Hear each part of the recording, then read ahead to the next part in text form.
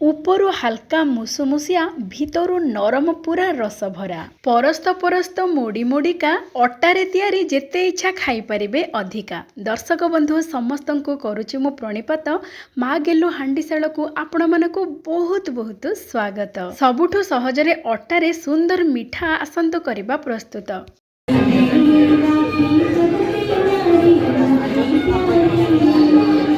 ଆମ ଓଡ଼ିଶାରେ ଗତକାଲି ତ ରାକ୍ଷୀ ପୂର୍ଣ୍ଣିମା ହେଇଥିଲା, କିନ୍ତୁ ଏଠି ଆଜି ରାକ୍ଷୀ ପୂର୍ଣ୍ଣିମା ଯେହେତୁ ପତି ପୁତ୍ର ଘରେ ରାକ୍ଷୀ ବାନ୍ଧି ସାରିବା ପରେ ବ୍ରହ୍ମାକୁମାରୀ ବିଶ୍ୱବିଦ୍ୟାଳୟରେ ଯାଇକି ରାକ୍ଷୀ ବାନ୍ଧିକି ଆସିଥିଲେ। ଯେହେତୁ ଆଜି ରାକ୍ଷୀ ପୂର୍ଣ୍ଣିମା, ମୁଁ ଗୋଟେ ସୁନ୍ଦର ମିଠାଟିଏ ପ୍ରସ୍ତୁତ କରୁଛି। ଦେଖନ୍ତୁ, ଅଟାରେ ପ୍ରସ୍ତୁତ କରିବା ବହୁତ ବଢ଼ିଆ ଲାଗିବ, ଅତି ସହଜରେ ମଧ୍ୟ ପ୍ରସ୍ତୁତ ହେଇଯିବ। ପ୍ରଥମେ ଆମେ ନେବା ଗୋଟେ ଗିନା ଅଟା, ସେଥିରେ ଅଳ୍ପ ଟିକେ ଦେବା ଲୁଣ, ବେଶୀ ଲୁଣ ବିଲକୁଲ ଦେବେନି, ହାଲକା ଅଳ୍ପ ଟିକେ ଦେବା ଲୁଣ। ତା ସହିତ ଏଠି ଦେଖନ୍ତୁ ମୁଁ ଦେଶୀ ଘିଅ ନେଇଛି। ଆପଣମାନେ ଚାହିଁଲେ ତେଲ ମଧ୍ୟ ନେଇପାରିବେ, କିନ୍ତୁ ଘିଅ ଦେଲେ ତାର ସ୍ୱାଦଟା ବହୁତ ବଢ଼ିଆ ରୁହେ। ଆଉ ଘିଅଟା ଏମିତି ଅର୍ଦ୍ଧ ତରଳ ଅବସ୍ଥାରେ ନେବେ ଯେ ବହୁତ ବଢ଼ିଆ ହେଇକି ପ୍ରସ୍ତୁତ ହେବ ଖାସ୍ତା। ଏଠି ଆମେ 4 ବଡ଼ ଚାମଚ ଦେଇଦେବା ଦେଶୀ ଘିଅ, ତାକୁ ବଢ଼ିଆ ଭାବରେ ହାତରେ ଏମିତି କ୍ରସ୍ କରିଦେବା, ଯାହାଫଳରେ କି ମୁଠାରେ ଯେମିତି ମୁଠା ବାନ୍ଧି ହେଉଥିବ, ତାହେଲେ ଜାଣିବେ ବଢ଼ିଆ ଭାବରେ ଖାସ୍ତା ହେଲା ବୋଲି। ଆଉ ଯେତେ ବଢ଼ିଆ ଭାବରେ ଖାସ୍ତା ହେବ, ମିଠାଟି ସେତେ ସୁନ୍ଦର ଆଉ ସେତେ ସ୍ୱାଦିଷ୍ଟ ହେଇକି ପ୍ରସ୍ତୁତ ହେବ। ଏବେ ଆମେ ଅଳ୍ପ ଅଳ୍ପ ପାଣି ଦେଇକି ବଢ଼ିଆ ଭାବରେ ତାକୁ ଚକଟିବା।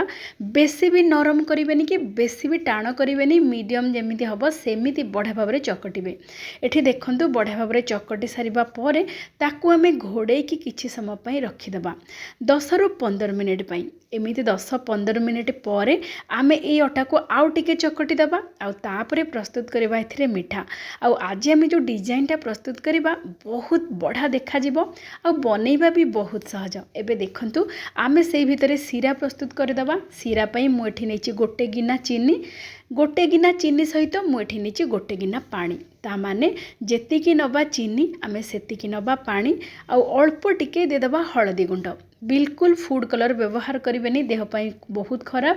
ସେଥିପାଇଁ ଆପଣମାନେ ଅଳ୍ପ ଟିକେ ହଳଦୀ ଗୁଣ୍ଡ ଦେଇଦେଲେ ତାର ରଙ୍ଗଟା ବହୁତ ସୁନ୍ଦର ଆସିବ, ଯେମିତି ଆପଣମାନେ ଫୁଡ଼ କଲର୍ରେ ଯେମିତି ରଙ୍ଗ ଆଣନ୍ତି ସେମିତି।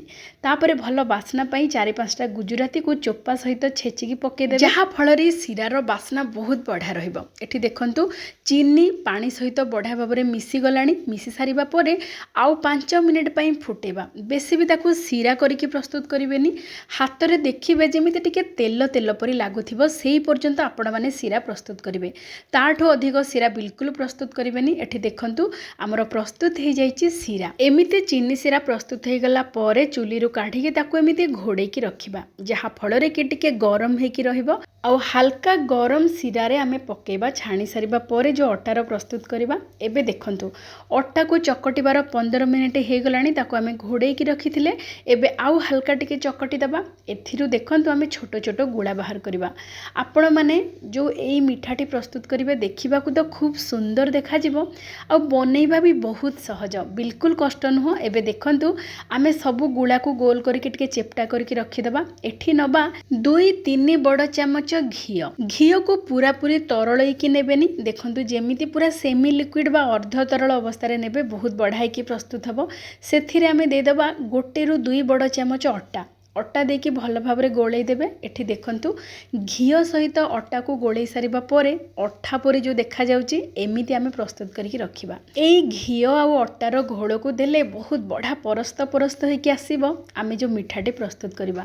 ଏଠି ଆମେ ବେଲିବା। ପ୍ରଥମେ ବେଲଣା ପଟା ତଳେ ଆମେ ଗୋଟେ କପଡ଼ା ବିଛେଇ ଦେବା, ବା ଗୋଟେ ଆପଣମାନେ ମ୍ୟାଟ୍ ବିଛେଇ ଦେବେ। ଯେତେବେଳେ ଆପଣମାନେ ରୁଟି ବେଲିବେ ସେତେବେଳେ ଯେଉଁ ଅଟା ଗୁଣ୍ଡ ସବୁ ଝଡ଼ିଥାଏ ତଳେ ପଡ଼ିକି ଟିକେ ଅସନା ହେଇଯାଏ, କିନ୍ତୁ ଆପଣମାନେ ଏମିତି କପଡ଼ା ହଉ କିମ୍ବା ମ୍ୟାଟ୍ ଯଦି ବିଛେଇକି ତାପରେ ବେଲଣା ପଟା ରଖିକି ବେଲିବେ ଅଟା ଗୁଣ୍ଡକୁ, ତାପରେ ଆପଣମାନେ ବାହାରେ ନେଇକି ଝାଡ଼ି ଦେବେ, ଯାହାଫଳରେ କି ଆପଣଙ୍କର ରୋଷେଇ ଘର ପୁରା ପରିଷ୍କାର ହେଇକି ରହିବ, ବିଲକୁଲ ଗୁଣ୍ଡ ପଡ଼ିବନି। ଏଠି ଦେଖନ୍ତୁ ଆମେ ଯେଉଁ ରୁଟି ପ୍ରସ୍ତୁତ କରିବା, ଏଇ ଯେଉଁ ଛୋଟ ଛୋଟ ଗୁଳା ପ୍ରସ୍ତୁତ କରିଥିଲେ ସେଥିରେ ଅଳ୍ପ ଟିକେ ଟିକେ ଅଟା ଦେଇକି ଛୋଟ ଛୋଟ ରୁଟି ପ୍ରସ୍ତୁତ କରିବା। ଏଠି ଦେଖନ୍ତୁ ଏଠି ମୁଁ କେତେ ଗୁଡ଼ିଏ ରୁଟି ପ୍ରସ୍ତୁତ କରିକି ରଖିଛି। ଆଉ ଗୁଳା ବି ବେଶୀ ବଡ଼ କରିବେନି, ଗୁଳା ବେଶୀ ବଡ଼ ହେଲେ ରୁଟି ବି ବେଶୀ ବଡ଼ ହେଇଯିବ। ତେଣୁ ଛୋଟ ଗୁଳା ନେବେ, ଏମିତି ଛୋଟ ଛୋଟ ପତଳା ପତଳା ରୁଟି ପ୍ରସ୍ତୁତ କରିବେ। ଏଠି ଦେଖନ୍ତୁ ରୁଟି ପ୍ରସ୍ତୁତ କଲା ପରେ ଆମେ ସେଇ ଡିଜାଇନଟା କେମିତି ପ୍ରସ୍ତୁତ କରିବା। ଏଠି ଦେଖନ୍ତୁ ଗୋଟେ ରୁଟି ନେବା, ତା ଉପରେ ଆମେ ଯେଉଁ ପ୍ରସ୍ତୁତ କରିଥିଲେ ଘିଅ ଆଉ ଅଟାର ଘୋଳ, ସେଇ ଘୋଳକୁ ଏଠି ଭଲ ଭାବରେ ଲଗେଇଦେବା ଚାରିଆଡ଼କୁ। तापर आपण मैंने छुरी रे हो किंबा पिज्जा कटर रे एमिति पूरा पतला पतला करके काटिबे। पूरा जेमिति आमे लच्छा परोटा प्रस्तुत करंती पूरा पतला पतला लेयर करके काटिबे। जेते पतला पतला करके काटिबे सेते सुंदर भावरे लेयर आसीबो एही मिठारे।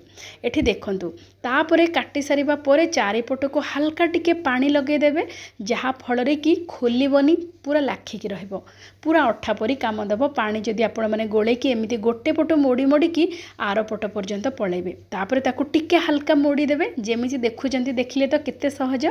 एमिति मोड़ी सारिबा परे गोटे पटु आपण माने बुलेइकी नेबे। एमिति गोटे पटु बुलेइकी नेकी आर पटटाकू नेकी क्रॉस कर देबे। एमिति कला परे जो ऊपर जो क्रॉसटा अछि ताकू नेकी तळे मोड़ीकी रखिदेबे, आउ तळ भागरे जो क्रॉसटा अछि ताकू आनिकी ऊपर भागरे मोड़ीकी रखिदेबे। एठी देखंतु बहुत सहज। उपरटाकू तळकू रखिबे, आउ तळे जोटा अछि ताकू आनिकी ऊपर रखिदेबे। एमिति टिके मोड़ीकी चापी देबे, तापरे हल्का टिके आपण माने पापुली सहायरे चापी देबे। प्रस्तुत हे जिवो बहुत सुंदर डिजाइन रो मिठा। ए मिठा जो आमे प्रस्तुत करबा जेतेबेले छाणी हबो लेयर्स गुडिक बढा भाबरे खोलिबो, आउ टिके बड़ आकार रे हे जिवो, मझिरे गोटे सुंदर छिद्र मध्य हे जिवो, बहुत बढा देखा जिवो। आउ एमिति मिठा पूरा लेयर होइकी जो रहे जितेबले आमे सिरारे पकेबा, गरमा गरम सिरारे जितेबले बुड़ीकी रहिबो, गरम गरम आमे छाणीकी पकेबा, बढा भाबरे सिरा भितरकू भेदिकी रहिबो।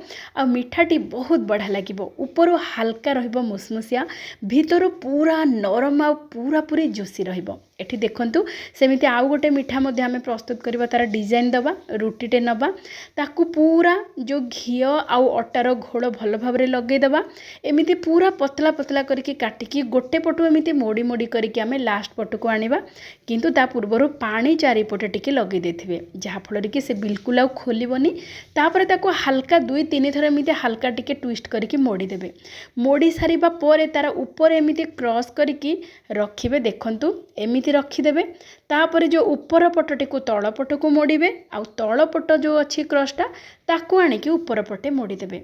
एमिति करिकी आपण माने टिके प्रेस कर देबे। देखिले तो डिजाइनटा केते सहज। आपण माने एमिति डिजाइन रे मिठा प्रस्तुत करंतु, देखिबाकू खूब सुंदर, खाइबाकू भी भारी स्वादिया लागिबो। एठी आमे सबु को गढ़ी देइचे, एबे आमे ताकू छाणीबा। आपण माने चाहिले घिओरे भी छाणी परिबे, मु किंतु एठी तेलर व्यवहार करिछि। तेल को प्रथमे गरम करिबा, आउ जेतेबेले छाणीबे ध्यान रे रखिबे बिल्कुल तेल हल्का गरम थिबो। अधिक गरम थिला बेले तेल पकेबेनी, नहले ऊपरटा पूरा हे जिवो, भीतर कंचा रहिबो। सेथि पई एई जो मिठा को टिके समय लागे छाणी हबा पई, आउ पूरा लो टू मीडियम फ्लेम प्रथमे कर देबे। तापरे पूरा लो फ्लेम रे ताकू धीरे धीरे छाणीबाकू देबे। देखिबे धीरे धीरे से जेतेबेले ऑटोमेटिक लो फ्लेम रे छाणी हबो, धीरे धीरे ऊपर को भासीबाकू लागिबो। तापरे गोटे पट हल्का बादामी रंग हे गला परे आपण माने ओलट पालट करिवे। ता पूर्वरु बिल्कुल पिठा खड़िका किंबा चटु लगेबेनी, जेहेतु पूरा नरम थिबो आउ आमे कम जाल रे ताकू छाणुचे फिटी जिवो। सेथि पई ध्यान रे रखिबे प्रथमे चटु किंबा पिठा खड़िका बिल्कुल लगेबेनी। गोटे पट हल्का बादामी रंग हेकी सेट हे गला परे आपण माने उल्टेइबे, आउ तार आर पट को मध्य सेमिति हल्का बादामी रंग हबा पर्यंत सेमिति लो फ्लेम रे ही आपण माने छाणीबे। आपण माने जदि पारिबे गोटे छोटो चामच रो मध्य व्यवहार करिवे। पिठा खड़िका हेले कोन हबो कि आपण माने जेतेबेले जोरे घांटी देबे सब फिटी जाई पारे बा खोली जाई पारे। सेथि पई आपण माने टिके चौड़ा वाला कड़ाई रे छाणीबे, बहुत बढ़ाई की प्रस्तुत हबो। आउ एका थरे के अधिक भी छाणीबेनी, गोटी गोटी करके एमिति जेमिति जेतिकी जागा हबो सेतिकी आपण माने छाणीबे। एठी देखंतु धीरे धीरे केते सुंदर रंग आसी गलानी, आउ केते सुंदर लेयर्स गुडिक धीरे धीरे खोलिबाकू मध्य लागिलानी। आउ लेयर्स गुडिक हल्का हल्का खोलिले बहुत बढ़ा देखा जिवो, आउ तार डिजाइनटा भी बहुत सुंदर रहिबो। एठी देखंतु जितेबले देखिए दुई पट भल भाव में बादामी रंग हो गलानी छाणी हेकी टिके भल भाव में एपट सेपट कला परे आपण माने छाणीकी बाहर करेंगे। एठी देखंतु केते सुंदर मोड़ी मोड़िका हेकी हेची। एमिति आमे कौन करबा ना हल्का गरम थिबा सिरा रे एमिति पूरा छाणीकी आनिबे तो गरम सिरा रे पकेबे। आ सिराटा चेक करेंगे बहुत गरम है नथिबो कि पूरा ठंडा है नथिबो, हल्का गरम थिबो सिरा। ଯଦି ବା ଚିନି ଶିରା ଆପଣଙ୍କର ଟିକେ ଥଣ୍ଡା ବି ହେଇଯାଇଥିବ ତାହେଲେ ହାଲକା ଟିକେ ଉଷୁମ କରିଦେବେ, ତାପରେ ପକାଇବେ। ଆଉ ପକାଇ ସାରିବା ପରେ ଭଲ ଭାବରେ ତାକୁ ଗୋଳେଇ ଦେବେ, ଯାହାଫଳରେ କି ଚିନି ଶିରା ପୁରା ଭିତରକୁ ଭେଦିବ। ଯେହେତୁ ଇଏ ପୁରା ଗରମ ଅଛି, ଆମେ ଛାଣିକି ସାଙ୍ଗେ ସାଙ୍ଗେ ବାହାର କରିଛେ। ଆଉ ନଖ ଉଷୁମ ଚିନି ଶିରାରେ ପକାଇକି ଏମିତି 15ରୁ 20 ମିନିଟ୍ ପାଇଁ ଛାଡ଼ିଦେବେ ତା ଭିତରେ। ତାପରେ ଆପଣମାନେ କାଢ଼ିବେ। ଉପରୁ ହାଲକା ମୁସମୁସିଆ ରହିବ, ଭିତରୁ ପୁରା ନରମ, ପୁରା ରସଭରା। ଏମିତି ପ୍ରସ୍ତୁତ କରନ୍ତୁ, ଖାଆନ୍ତୁ, ସମସ୍ତଙ୍କୁ ଖୁଆନ୍ତୁ, ଦେଖିବେ ସମସ୍ତଙ୍କୁ ବହୁତ ବଢ଼ିଆ ଲାଗିବ। ଆଉ ବଡ଼ କଥା ହେଲା, ବିନା ମଇଦାରେ ମାନେ ଅଟାରେ ଆମେ ପ୍ରସ୍ତୁତ କରିଛେ, ଯେତେ ଇଚ୍ଛା ସେତେ ଖାଇପାରିବେ। ତେବେ ଆଜିର ପ୍ରସ୍ତୁତି ଆପଣମାନଙ୍କୁ କେମିତି ଲାଗିଲା ବିନମ୍ରତାର ସହିତ ଅନୁରୋଧ ନିଶ୍ଚୟ ଜଣାଇବେ। ଭଲ ଲାଗିଥିଲେ ଲାଇକ୍, ସେୟାର, ସବସ୍କ୍ରାଇବ୍ କରିବା ସହିତ ହାଇପ୍ କରିଦେବେ। ଆଉ ଯଦି ଫେସବୁକ୍ ପେଜ୍ରେ ଦେଖୁଥାନ୍ତି ତେବେ ଫଲୋ ନିଶ୍ଚୟ କରିବେ। ଆଜି ପାଇଁ ଏତିକି। ଜୟ ଜଗନ୍ନାଥ।